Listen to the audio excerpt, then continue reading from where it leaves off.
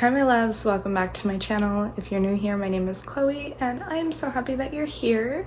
Today I'm going to go into the tips that I have made at Starbucks over 10 months in cash and in coins. I'm going to go over a couple of ways that that's not totally accurate, but 99% accurate, just because I spent a tiny bit on different things. But for the most part, I've kept all my tips for 10 months in cash, and yeah. Let's get into it. I've been waiting to make this, just like saving up my money in my cash bag. I have been back at Starbucks as my full-time job for almost a year now, like coming on 10 months right now. Look, it's the holidays, money is tight. I'm ready to spend some of this money, but I will say I'm pretty responsible with my money. So I feel anxious to like just finally, the only things I've spent my tips on is tipping other service workers like small amounts of money, like $2 probably 10 times. And then for my birthday, I actually, ow, sorry, my cat is scratching me. For my birthday, I took out $100 because I really wanted something. And I just felt like this is good, fun money, I guess, if you look at it that way. I do look at all my money like money. I don't play around with my money. I like my money and I work hard for it. So I definitely am very like particular about how I spend it and where I spend it.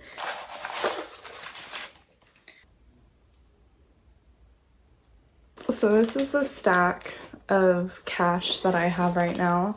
By the time anybody sees this, it will be deposited into my bank account. So if you know where I live, don't even think about robbing me. It's all gonna be gone. So I'm super curious how much money is here. A whole little container of coins that I've gotten from tips as well. The only other exception is that we get credit card tips, and they're actually like a good portion of our checks now. So we make roughly like $2 extra per hour with credit card tips. So thank you everybody who tips on credit card. It really helps.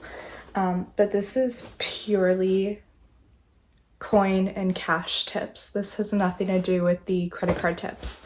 I'm gonna start with quarters, just, oh no, one broke. Just to be efficient here.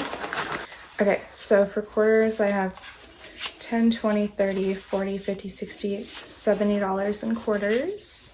I know that I have rolls of coins in my bag. Okay, I do. I have like my actual bag that I take everywhere, and I was like, I know I have coins in there. So we have $25 in dimes, so that's 95 so far in coins, $3. So $97 total in coins. It's probably 100 because I have little half full ones too. Let's start counting some of this cash.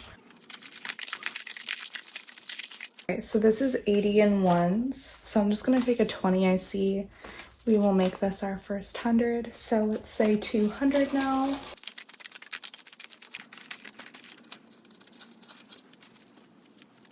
Okay, so we're at 300 now. So I've been in like tight spots for money many times, and the reason why I haven't gone to this is because it's really nice if you're able to, and it's not going to be like make or break bills, to just save the money. I mean, like, watching this pile add up not only has been satisfying, but like I know that if something crazy happens, lots of unexpected things happen that we just cannot anticipate in life.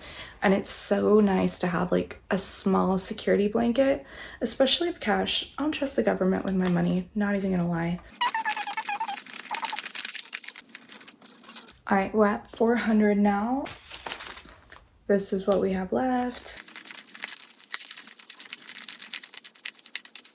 Okay, this is 500. All right, so this is 600. I left just like bigger bills for this last count right now so that it's just easier to count. Okay, 800. All right, 900. That's crazy. I did not realize that this was this much. I knew that it looked like a lot, but ones can look like a lot and like not be a lot, right? So I am surprised. We just hit 1,000. Okay, so 1,000, 5, 10, 15, 20, 30, 40, 60, 70, 80, 90, 1,100. Exactly. That's insane. And I've taken, like I told you, like 100 out and tipped people here and there. I did go to Jiffy Lube the other day and they ran my codes for me in my car. So I gave them like $20 because I felt like they didn't have to do that. I definitely use my tip money kind of like giving back. As a service worker, you understand the struggle of service workers and how you're treated, the stuff you have to put up with. I don't see this in an entitled way, but we truly earn our tips. Like, do I think that people should feel like they have to tip $2 or $5 every time they get a coffee? Absolutely not. With that said, it's so appreciated because for every nice customer that tips, they sort of, and maybe this is why people tip. This is a lot of the time why I tip, because I know the amount of difficulties that you go through as a service worker and how you get ridiculed and mistreated and yelled at and cussed at, and the way that people will treat you purely because they can and you, for the most part, cannot do anything about it. It blows my mind. Like, I have never moved sideways with service workers. And once I got into the service industry, I was cognizant of even more that I could do to be a polite, like, civilian coming into a place, because you really don't think about the impact that you can have on a service person's day in a great way or in a negative way. And I will tell you, there are so many people who will take out their entire week on us. And I'm a shift lead at Starbucks, so fortunately I do make tips still. But I'm like the problem mitigator and de-escalator, and it is definitely stressful because my value system is do not talk to me or them that way. That's not acceptable. And I really can't speak too much to Starbucks policy because there's a policy that's in writing versus an expectation that is like making the moment right, is what it's called. And so I do understand the value of de-escalation, and I do think that's important. And I have heard corporate even say, like, people are not allowed to abuse you guys. There are people who will and will take it and run.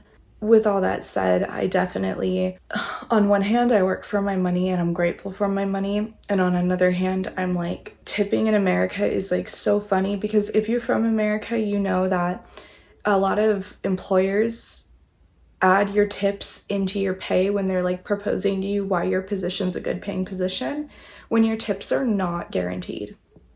Like, we've had weeks where we average $1 per hour between cash and card. And that means that, like, if you're a shift lead making, let's say, 21 an hour, you're now making 22. And no matter what your pay is, it does not feel like enough in the service industry in America.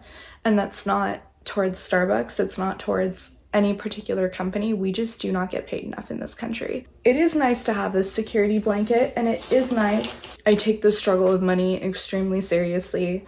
As somebody who has been in poverty situations in my life, I do not take having a lot of money or not enough money lightly. I think they're both, hi baby, they're both difficult situations. So and I say that having a lot of money is difficult because whenever you've been in poverty, your initial thought is to spend it. Like, a lot of things that I buy sometimes, I'm like, did you need that, or did you just finally get excited that you could buy it for yourself?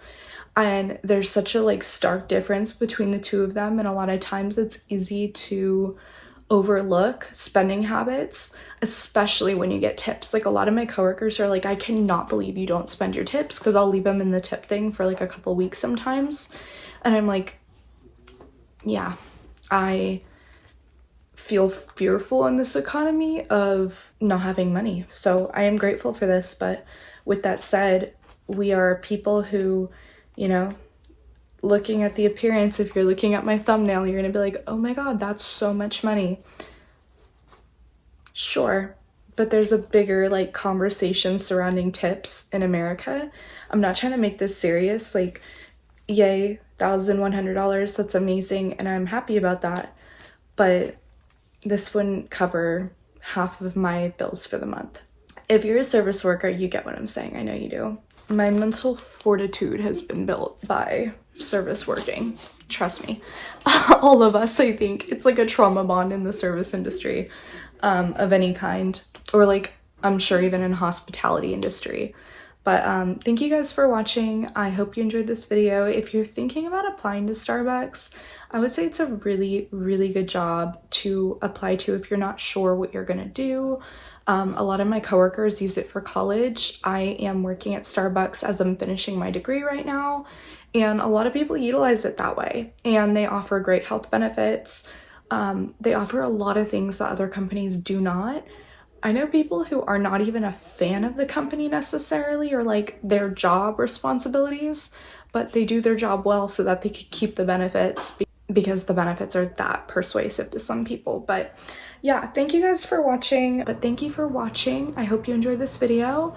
And if you have any other questions, you didn't ask this question. If you have any questions, let me know down below and I'm happy to help.